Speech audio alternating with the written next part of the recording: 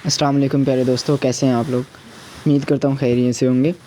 अच्छा, तो मैंने सिलेबस प्रैक्टिकल का आप लोगों से शेयर कर दिया था। अब मैं आप लोगों को बताने लगा हूँ कि ऐसे कौन से क्वेश्चन हैं जो एग्ज़ामिनर आपसे पूछता है वाइवा के दौरान, यानी कि वाइवा के लिए कौन से ऐसे क्वेश्चन हैं जो बहुत ज़्यादा अहमियत के हामिल हैं। आज हम उनको डिस्कस करेंगे एक एक करके। तो बराए मेहरबानी आप लोग वीडियो को स्किप ना करना, एंड तक आप लोग इसको लाजमी तौर पे देखना, ताकि अगर कोई चीज़ रह भी जाती है तो मैं उसको वॉइस में बता दूंगा कि इसमें ये चीज़ें हैं जो आपने करनी है। हर क्वेश्चन का अंदाज़ कुछ और होता है, किसी और तरीके से वाइवा पूछा जाता है। तो हम करते हैं क्वेश्चन एनाटॉमी के। सबसे पहले करते हैं the study of human skeleton.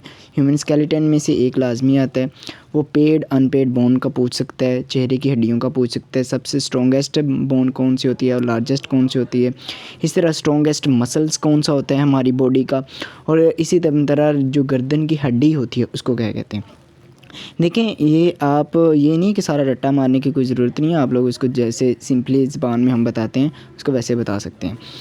इसके बाद जो मोस्ट इम्पोर्टेंट क्वेश्चन है वो ये है कि बुक्स की डेफिनेशन आप लोगों को प्रॉपर आनी चाहिए। ऐसा ना हो कि आप लोगों को अपनी ही बुक का जो आपका कोर्स है उसका पता ना हो। अच्छा, इस बुक का नाम क्या है, जैसे कि एनाटॉमी है, एनाटॉमी की प्रॉपर आपको डेफिनेशन आनी चाहिए, फिजियोलॉजी की भी, माइक्रोबायोलॉजी की भी, बायोकेमिस्ट्री की, फार्मास्यूटिक्स की, फार्माकोग्नोसी की।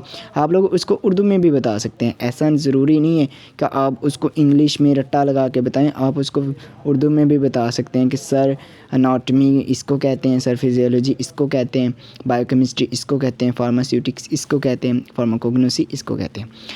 आगे वो पूछेगा कि रेड ब्लड सेल्स क्या होते हैं, आप बताएंगे कि रेड ब्लड सेल क्या होते हैं, किस रंग के होते हैं और इनका काम क्या है। इसी तरह वाइट ब्लड सेल का पूछेगा, वाइट ब्लड सेल क्या होते हैं। इसी तरह वो पूछेगा कि ब्लड ग्रुप्स होते हैं। आप मेरी बात याद रखना, RH भी ब्लड ग्रुप का हिस्सा है। RH पॉजिटिव हो सकता है, RH नेगेटिव हो सकता है, ये भी बताना है आप।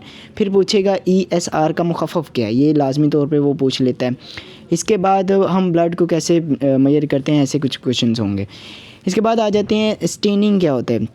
आप लोग उसको प्रॉपर बताएंगे कि अच्छा स्टेनिंग की डेफिनेशन ये होती है, ग्राम स्टेनिंग किसको कहते हैं, पॉजिटिव स्टेनिंग क्या होती है, नेगेटिव स्टेनिंग क्या होती है।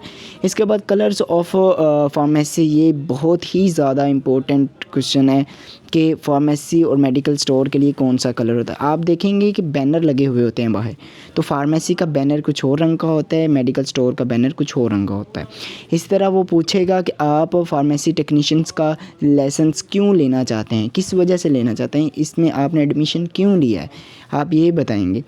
ये क्वेश्चंस वो आमतौर पर जब नॉर्मल मूड में, हंसी के मूड में होता है तब पूछता है कि आपने फार्मेसी टेक्नीशियंस का क्यों लाइसेंस लेना है, आपने क्या करना है इससे, इसके बाद क्या करना चाहते हैं आप।